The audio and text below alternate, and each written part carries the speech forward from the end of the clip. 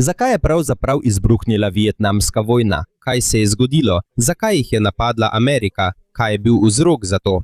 Pravzaprav, še preden je v Vietnam prišlo toliko ameriških vojakov, Združene države so že dolgo pomagale in se vmešavale v konflikt. Pravzaprav se to ni začelo z veliko invazijo, začelo se je samo z denarjem, orožjem, vojaškimi svetovalci in s strahom Washingtona, da bi se komunizem popolnoma razširil po jugovzhodni Aziji. Da bi razumeli, zakaj je Amerika pristala v Vietnamu, moramo najprej iti nazaj v čas, ko glavni sovražnik Vietnamcev še niso bile Združene države, ampak Francija. Vietnam je dolgo časa bil del francoskega kolonialnega imperija. Toda po drugi svetovni vojni je vedno več Vietnamcev želelo, da bi njihova država postala neodvisna. Eden najpomembnejših voditeljev je bil Ho Chi Minh, vietnamski nacionalist in komunist, ki je vodil Viet Minh. Viet Minh je bila glavna sila, ki se je borila proti Franciji v prvi indokitajski vojni. Ko je prišlo zdaj v leto 1954, Francija je doživela velik poraz pri Dien Bien Phuju, zaradi tega jim je postalo zelo težko nadaljevati vojno v Vietnamu. V Ženevi je potekala mednarodna konferenca, na kateri so razpravljali o tem, kako končati spopad. Dogovorili so se, da bodo Vietnam začasno razdelili na dva dela. Na severu je bila vlada Ho Chi Minha, medtem ko je bila na jugu vlada Bao Daja. Pomembna je beseda začasno, saj cilj ženevskega sporazuma ni bil takoj ustvariti dve stalni državi. Obstajal je načrt za vsedržavne volitve julija 1956, ki naj bi omogočile ponovno združitev Vietnama. Združene države niso podpisale končne deklaracije, vendar so izjavile, da v sporazum ne bodo posegale silo. Za Washington je bil večji problem kot zgolj delitev Vietnama, saj je bila takrat hladna vojna na vrhuncu. Dva velika politična sistema na svetu sta bila v sporu. Na eni strani so bile Združene države in njihovi protikomunistični zavezniki, na drugi strani pa Sovjetska zveza, Kitajska in druge komunistične države. In za Ameriko Ho Chi Minh ni bil samo voditelj Vietnama, videli so ga tudi kot del rastočega komunizma v Aziji, in to je tisto, česar si Amerika ni želela. Tukaj je postala pomembna tako imenovana teorija domin. Ideja je preprosta. Če ena država postane komunistična, bodo morda lažje sledile tudi sosednje države. Po mnenju predsednika Dwighta Eisenhowerja bi ob padcu Južnega Vietnama v komunizem lahko sledili tudi Laos, Kambodža, Tajska in druge države jugovzhodne Azije. Zato je Amerika še bolj podprla Južni Vietnam. Pravzaprav, Amerika je že pomagala Franciji v boju, še preden se je končala prva indokinska vojna. Amerika je Franciji dala veliko denarja in vojaške podpore. Toda Eisenhower ni želel neposredno poslati veliko ameriških vojakov v Dien Bien Phu, kraj v severnem Vietnamu, kjer je Francija doživela velik poraz proti Viet Minhu. In rezultat, Francija se je umaknila. In po odhodu Francije se je način delovanja Združenih držav spremenil. Namesto da bi podpirali evropsko kolonialno silo, so začeli. Washington je začel neposredno podpirati protikomunistično vlado v Južnem Vietnamu. Eden od ljudi, ki so jih izbrali za podporo, je bil Ngo Dinh Diem. Diem je bil vietnamski nacionalist, katolik in odločen nasprotnik komunizma. Sprva bil je premier pod Bao Dajem. Nekateri ameriški uradniki so verjeli, da lahko vzpostavi močnejšo vlado na jugu, ki se bo lahko zoperstavila vplivu Ho Chi Minha. Toda že od začetka je bila velika težava. Južni Vietnam ni bil stabilen. Obstajale so sprte politične skupine, verske organizacije, oborožene skupine in lokalni voditelji. Centralna vlada je imela šibek nadzor nad številnimi območji. Zato, medtem ko je ameriška podpora Diemu naraščala, je naraščala tudi odgovornost Washingtona za preživetje njegove vlade. Oktobra 1955 poteklo je glasovanje, ali bo Bao Dai ostal voditelj Južnega Vietnama ali ga bo zamenjal Diem. Uradno je Diem zmagal skoraj 98% glasov, vendar pa so celo ameriška diplomatska poročila takrat omenjala, da je bila kampanja enostranska in da opozicija ni mogla svobodno voditi kampanje. Po glasovanju Diem je ustanovil Republiko Vietnam in postal predsednik Južnega Vietnama.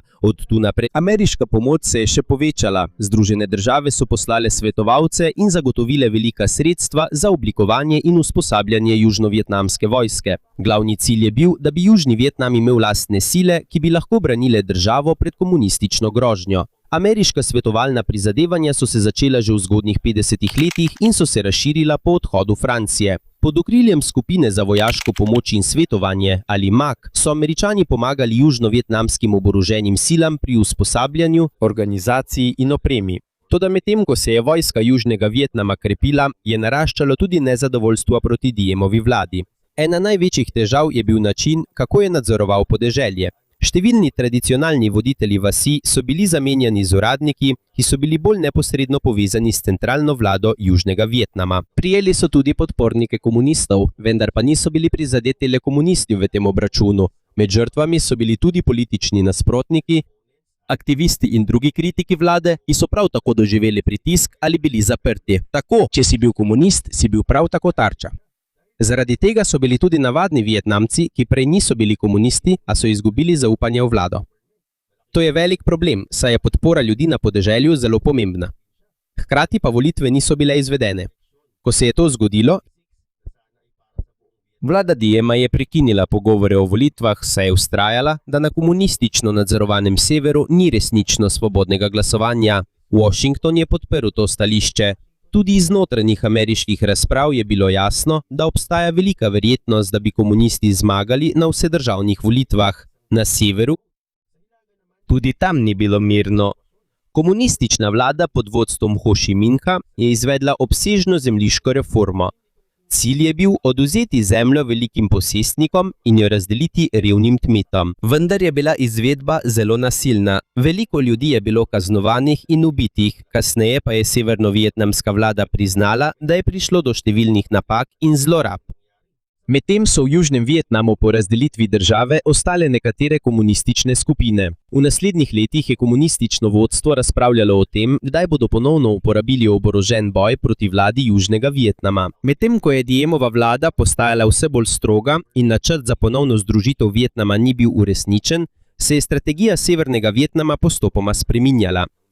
Do leta 1959 Severni Vietnam je začel bolj podpirati oborožene skupine, ki so se borile proti Južnemu Vietnamu. Začela se je širiti mreža poti v Laosu in kasneje v Kambodži, ki so jih uporabljali za prevoz ljudi, orožja in zalog proti jugu. Ta sistem bo kasneje postal znan kot pot Ho Chi Minha. Po letu 1959 se je infiltracija komunističnega osebja v Južni Vietnam nadaljevala brez prestanka in proti koncu leta 1960 nastala je Nacionalna fronta za osvoboditev Južnega Vietnama ali NLF. To je bila politična fronta, katere cilj je bil združiti različne skupine, ki so nasprotovale vladi Južnega Vietnama. V skupini so bili komunisti in nekomunisti, vendar so imeli komunistični voditelji največji nadzor nad tem. Oborožene sile, ki so se borile proti vladi Južnega Vietnama, so bile bolj znane kot Viet Cong. Veliko prednost so imeli uporniki na podeželju, saj je bilo veliko med njimi domačinov. Dobro so poznali poti, polja, reke in ljudi, ki so tam živeli. Medtem je ameriška vojska urila in opremila južnovietnamsko vojsko z modernim orožjem. Toda njihovi nasprotniki niso vedno bojevali kot običajna vojska. Gverilci, proti katerim so se borili, so lahko nosili navadna oblačila, se pomešali med ljudi, hitro napadli in takoj pobegnili. Zato so Američani ugotovili, da veliko orožja ni dovolj za zmago. Pridobiti so morali tudi zaupanje in podporo navadnih Vietnamcev. Ko so uporniki postajali močnejši, je bila Amerika vse bolj prisiljena sprejeti odločitev, kako daleč bo šla, da reši Južni Vietnam. Ko je Viet Cong postajal močnejši, je imel Južni Vietnam vse več težav. Težje so nadzorovali province. Ko je John F. Kennedy postal predsednik Združenih držav leta 1961, verjel je, da je treba ustaviti širjenje komunizma, ne da bi takoj poslal veliko ameriško bojno silo.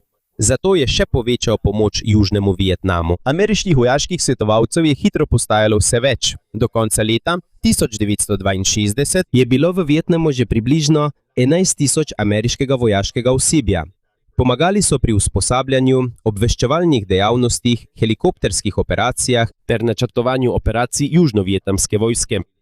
Ustanovljeno je bilo tudi poveljstvo za vojaško pomoč Vietnamu ali MECV, da bi upravljalo z naraščajočo ameriško vpletenostjo. Ena od strategij proti Viet Congu je bil program strateških vasi. Veliko družin je bilo preseljenih v varovana naselja, da bi Viet Congu otežili pridobivanje hrane, novih članov in podpore. Vlada je obljubila varnost in storitve. V mnogih krajih je bilo preseljevanje prisilno in program so izvajali prehitro. Zaradi tega so se nekateri prebivalci namesto, da bi se približali vladi, še bolj oddaljili in izgubili zaupanje vanjo. Januarja 1963 se je pojavil še en velik problem. V bitki pri Ab-Bac je manjša enota Vietkonga uspela kljubovati večjim južnovietnamskim silam, ki so imele ameriške helikopterje, oklepna vozila in svetovalce. To je pokazalo, da čeprav ima Južni Vietnam boljšo opremo, gverilcev še vedno ni lahko premagati. Hkrati se je v Južnem Vietnamu poglabljala tudi politična kriza.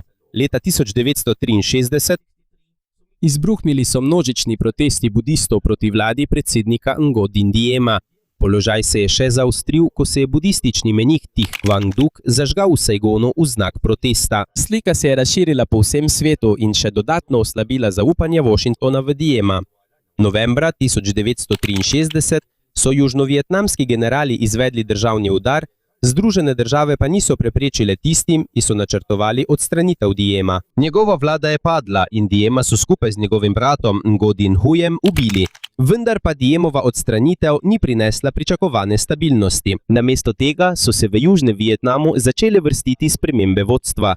Le nekaj tednov kasneje so v Dallasu novembra 1963 ubili tudi predsednika Kennedyja. Njega je nasledil Lyndon B. Johnson. Johnson ni želel, da bi Vietnam postal središče njegovega predsedovanja, saj ga je bolj zanimala notranje reforme v Ameriki, a vendar tudi ni želel, da bi Južni Vietnam padel v roke komunistom, medtem ko je on predsednik. Medtem se je vojaška situacija še naprej slabšala, program strateških vasi je slabel, medtem ko je Vietkong na podeželju postajal vse močnejši. Zaradi tega je Johnson poslal še več svetovalcev in dal generalu Williamu Westmorelandu večjo vlogo v ameriških vojaških prizadevanjih.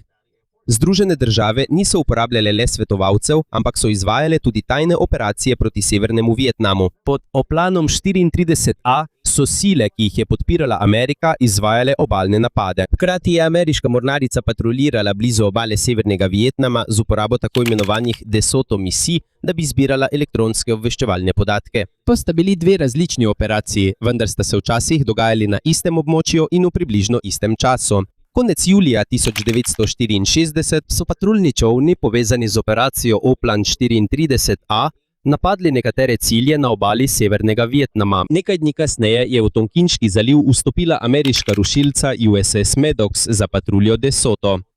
Na tej točki še ni bilo velike ameriške kopenske vojske, ki bi se neposredno borila v Vietnamu. Toda vpletenost Združenih držav se je začela hitro poglabljati. Od svetovalcev, helikopterjev in obveščevalnih dejavnosti do tajnih operacij. In v Tonkinškem zalivu se je bližalo srečanje, ki bo predsedniku Johnsonu dalo razlog, da Ameriko popelje v še širšo vojno. 2. avgusta 1964 je napetost v Tonkinškem zalivu prerasla v prvi neposredni spopad.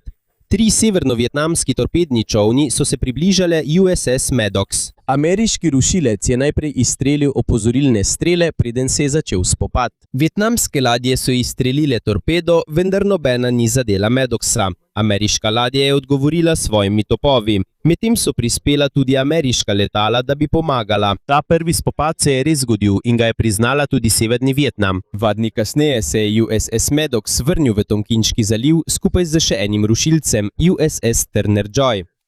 Bila je noč, 4. avgusta. Okolica je bila zelo temna, vreme je bilo slabo in vidljivost šibka. Ker sta obe ladji pričakovali nov napad, sta bili zelo pozorni na vse, kar bi zaznali na radarju in sonarju. Čez nekaj časa so se pojavili nejasni radarski kontakti. Pojavila so se tudi sonar poročila, da se približuje torpedo. 2 ameriški rušilki sta začeli manevrirati in streljati na domnevnega sovražnika. Medtem ko je incident trajal, se je število domnevnih torpedov in sovražnih kontaktov še povečevalo. Tukaj so začeli dvomiti celo nekateri ameriški častniki, ali jih res kdo napada. Možno je, da so na nekatere radar in sonar odščitke vplivali vreme ali valovi, ali pa tudi lastno gibanje ladij in hitro spreminjanje smeri. Toda še preden je bilo povsem jasno, kaj se je v resnici zgodilo, je v Washington že prispelo poročilo, da so severnovietnamske sile ponovno napadle ameriške ladje. V kasnejših analizah obveščevalnih zapisov je postalo jasno, da 4. avgusta ni bilo napada Severnega Vietnama. Poročila signalno-obveščevalne službe, ki so bila takrat uporabljena za podporo prepričanju, da je prišlo do drugega napada, pravzaprav niso bila zadosten dokaz. Stari zapisi NSA so tudi pokazali, da so bile nekatere pomembne informacije prezrte, medtem ko so druga poročila napačno šteli za dokaz napada, čeprav do napada sploh ni prišlo. Toda leta 1964 javnost še ni poznala celotnega dogajanja. In za predsednika Lyndona Johnsona ter njegove svetovalce morali so se odzvati. 5. avgusta je Johnson ukazal zračne napade na severno-vietnamske mornariške objekte in druge vojaške cilje. Operacija se je imenovala Pierce Arrow. Pri tem sta bili izgubljeni 2 ameriški letali, en pilot pa je bil ubit. Še večje spremembe so sledile v Washingtonu. 7. avgusta je ameriški kongres sprejel resolucijo o Tonkinškem zalivu. Johnson jo je podpisal 10. avgusta. To ni bila formalna razglasitev vojne, toda predsedniku je dala izjemno široka pooblastila za uporabo vojaške sile v jugovzhodni Aziji, ne da bi moral zaprositi za novo razglasitev vojne. Kasneje to postala glavna pravna osnova, ki jo je administracija Johnsona uporabila za veliko širitev vojne. Obstaja pomemben kontekst, ki ga takrat v kongresu in javnosti niso v celoti pojasnili. USS Maddox ni bila zgolj navadna ladja, ki je plula po tem območju. Bila je del DeSoto obveščevalne patrulje, ki je zbirala elektronske podatke o severnem Vietnamu. Hkrati so potekali tudi ločeni tajni napadi na obalo severnega Vietnama, ki jih je podpirala Združene države. Maddox ni bila neposredno vključena v te napade, toda za severno-vietnamske sile težko je bilo ugotoviti, kako tesno so povezane različne ameriške operacije med seboj. Kljub temu Johnson nove pooblastil ni tako izkoristil za pošiljanje ogromnega števila kopenskih enot. Tisto leto so bile v Ameriki volitve. Želel je pokazati, da je odločen proti komunizmu, vendar ni želel, da bi izgledalo, kot da pripravlja veliko vojno. Novembra 1964. Zmagal je na predsedniških volitvah z veliko prednostjo. Javnosti je še naprej kazal, da ne želi preveč razširiti ameriške kopenske vpletenosti. Medtem ko je bil Washington zaposlen s politiko, vojna v Vietnamu se je še naprej zaostrovala. Vietkong je postajal vse močnejši. Še naprej so prihajali ljudje in zaloge iz severnega Vietnama. Medtem je vlada Južnega Vietnama ostajala šibka in nestabilna. Po smrti Diema so se voditelji in vojaške vlade pogosto menjavali. Zato, medtem ko so ZDA poskušale omejiti svojo vpletenost, je Južnemu Vietnamu postajalo vse težje stati na lastnih nogah. V začetku leta 1965 so se zgodili dogodki, ki so Johnsona prisilili k sprejetju večje odločitve. 7. februarja Vietkong je napadel taborišče Holloway blizu Pleikuja, bazo, ki so jo uporabljali ameriški svetovalci. 8 Američanov je bilo ubitih, veliko letal pa poškodovanih ali uničenih. Le nekaj dni kasneje je še napad na ameriški objekt v Quinionu povzročil še več ameriških žrtev. Za Johnsonovo administracijo postaja vse težje nadaljevati staro strategijo, kjer je bil ameriški odziv omejen. Začeli so se bolj redni zračni napadi proti severnemu Vietnamu. Do 2. marca 1965 so začeli operacijo Rolling Thunder. To je bila neprekinjena in načrtovana bombna kampanja proti izbranim vojaškim in gospodarskim ciljem v severnem Vietnamu. Cilj je bil oslabiti sposobnost Hanoja, da podpira vojno na jugu, okrepiti moralo južno-vietnamske vlade in prisiliti severni Vietnam, da zmanjša ali ustavi svojo podporo Vietkongu. Toda težave so se hitro pojavile. Z bombardiranjem ni bilo lahko ustaviti dotoka ljudi in zalog na jug. Obstajalo je veliko poti, ki so jih lahko popravili, preusmerili ali skrili. In ko so se ameriška bombardiranja stopnjevala, severni Vietnam je prejemal vse več vojaške pomoči od Sovjetske zveze in Kitajske, vključno z bolj sodobnim protiletalskim orožjem.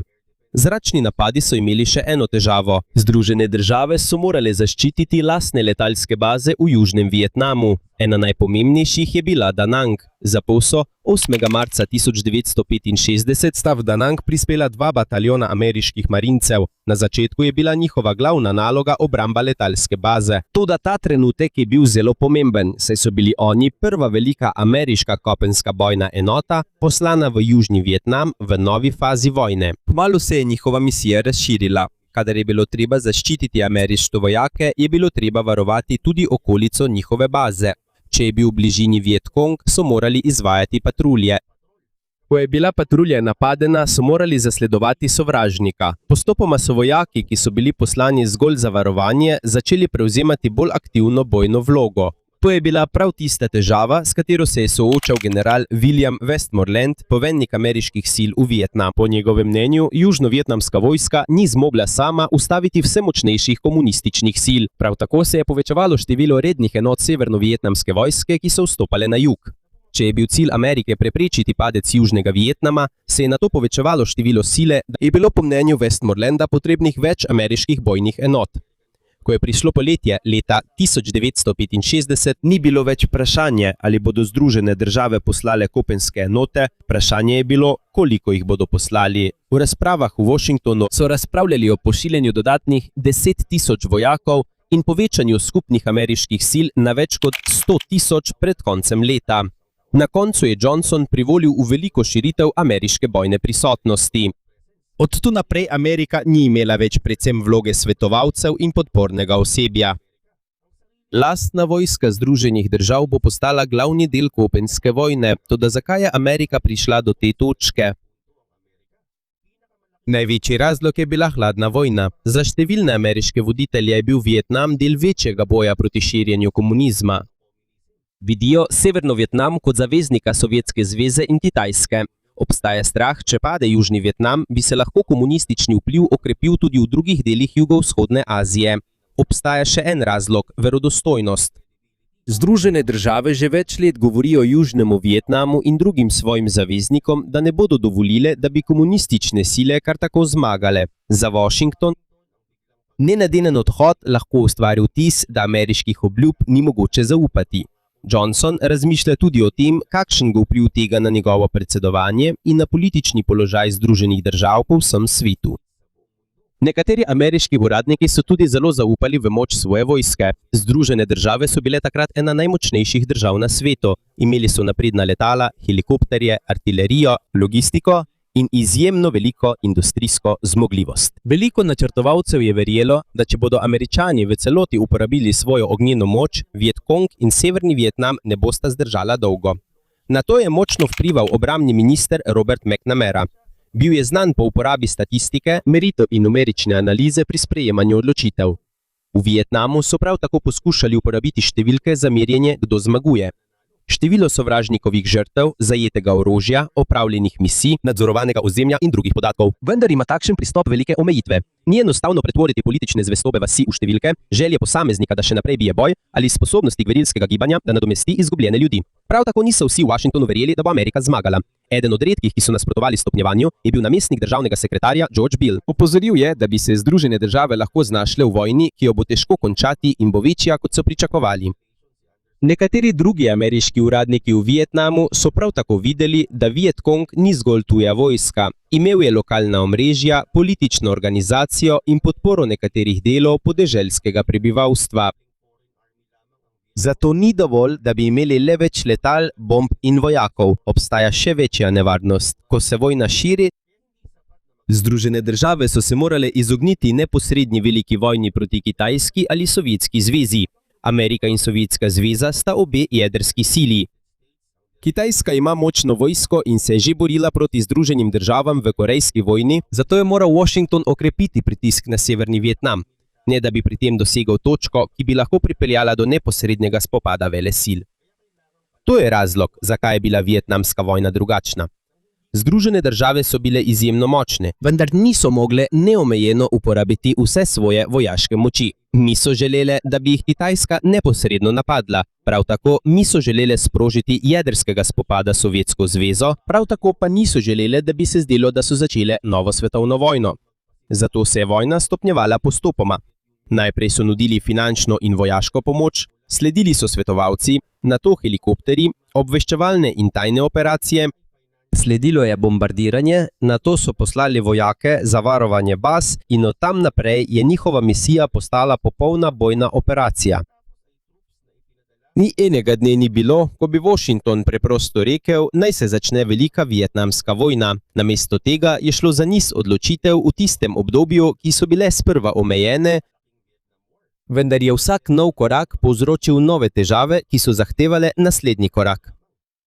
Ko je prišlo leto 1965, je bila situacija povsem drugačna kot takrat, ko so ZDA prvič poslale svetovalce. Združene države so že izvajale bombno kampanjo proti Severnemu Vietnamu in hitro povečevale število bojnih enot na jugu. Vojna, za katero so nekoč upali, da jo bodo nadzorovali z denarjem, usposabljanjem in vojaškim pritiskom, je postala neposredna ameriška vojna. In tukaj lahko vidimo, zakaj so bila prva leta vietnamske vojne tako pomembna.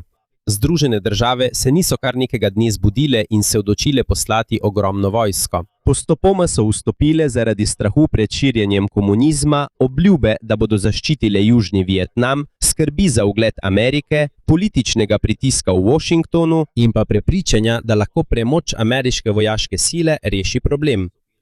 Vendar pa je ena stvar, ki je številni ameriški načrtovalci na začetku niso povsem razumeli. O izidu te vojne ne bo odločala samo vojaška moč, njihov nasprotnik je bil pripravljen dolgo vztrajati, prenašati ogromne izgube, imel je podporo Severnega Vietnama in komunističnih zaveznikov. In se je boril na lastni zemlji. Odločitev, sprejeta leta 1965, ni končala problema, pravzaprav je odprla največje in najbolj krvavo obdobje ameriške vpletenosti v Vietnamu. Vojna, ki bo trajala še mnogo let in bo spremenila Vietnam, Združene države ter način, kako Amerika gleda na svojo lastno moč.